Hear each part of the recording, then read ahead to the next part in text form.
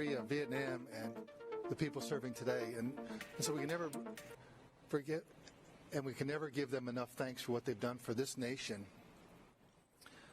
And one of the things that they fought for is for our right, our freedom, to have free and fair elections.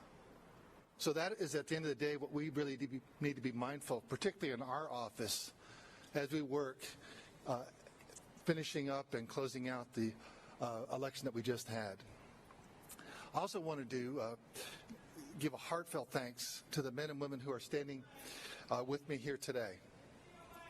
These are election directors from across Georgia. They represent large counties, small counties, diverse counties, and just from all over the state of Georgia. They and their staff are the ones that do the hard work on the ground of making sure that all legal votes will be counted. Their job is hard. They executed their responsibilities, and they did their job. This is a process. It is a process defined by law. These men and women in my office will continue to follow the law and count every legal vote. As it stands today, 97 counties have sent their final numbers in. The current margin stands at 14,111 between the President and Senator Biden, Vice President Biden. My office will continue to investigate each and every instance of illegal voting. Double voting, felon voting, people voting out of state. If you report it, we will investigate it. Every legal vote will count. We will continue to follow and enforce the law. Now let's look at the next steps. We are currently looking at having a statewide runoff on December 1 and another on January 5th. This is an untenable situation for these men and women to try and run both of these elections. With that, under my powers under the health emergency, I am moving the date of the December 1st election to coincide with the federal runoff on January 5th. This will protect the integrity of both elections and make for better election administration. It has the added benefit of saving taxpayers millions of dollars.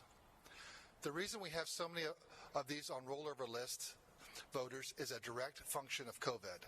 This is the reality. The next step in the current election process is getting the final county certifications in. We'll then move to the risk limiting audit, or RLA. At 1 p.m. today, I will make the official designation of which race will be the subject of the RLA.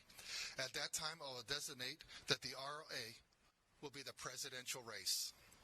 With the margin being so close, it will require a full by-hand recount in each county.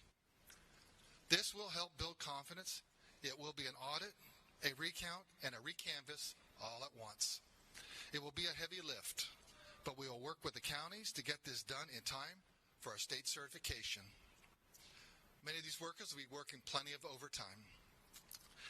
We have all worked hard to bring fair and accurate counts to assure that the will of the voters is reflected in the final count and that every voter will have confidence in the outcome whether their candidate won or lost. Thank you for coming today. Do we have any questions?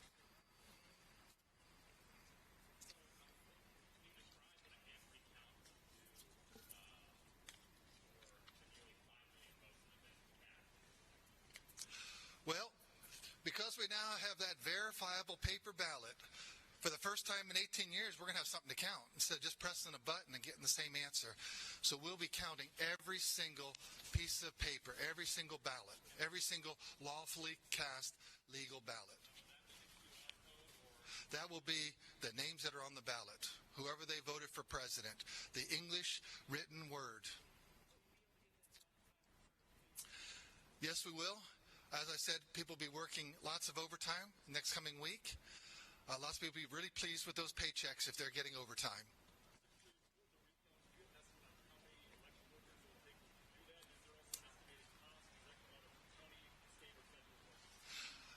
That'll be coming out of, we'll determine at some point. adding additional workers, we will probably have to augment that, and we'll be looking at that, and that'll be the election directors at each county will be able. They'll actually handle their own additional or their own county recount or risk limiting audit county by county. Is this how this audit was designed to work? I thought originally it was supposed to be looking at a small segment of the votes. Yeah. Well, that's what's really interesting when you start really digging into probability theorem.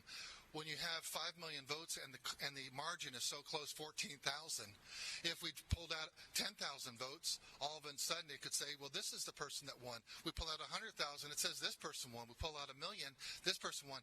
And that's why mathematically you actually have to do a full hand-by-hand recount of all because the margin is so close. Right now it's 14,101. So it's really just the mathematics, the statistics, the probability theorems that we use for the risk limiting that are taking us to that extent. So if it was another race or you didn't have that such a close thing, then you could do that and it would just be a sample size. But you can't do that when it's that close. This race has national significance, national importance. We get that. We understand that. We do.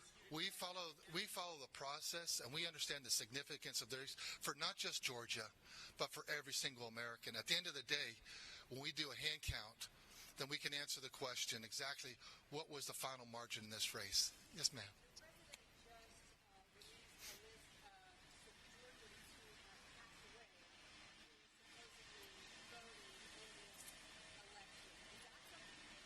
Oh, absolutely. Well, we've been open and transparent. In fact, we've had multiple meetings like this, meeting with the press. Gabriel Sterling, our implementation manager, has come out to talk to, really digging into the weeds. If you have any information about illegal voting or voter fraud, bring that to our attention. We will investigate every case that we hear. I'm hearing that that just came out this morning. We'll look at those records and we'll start digging into that.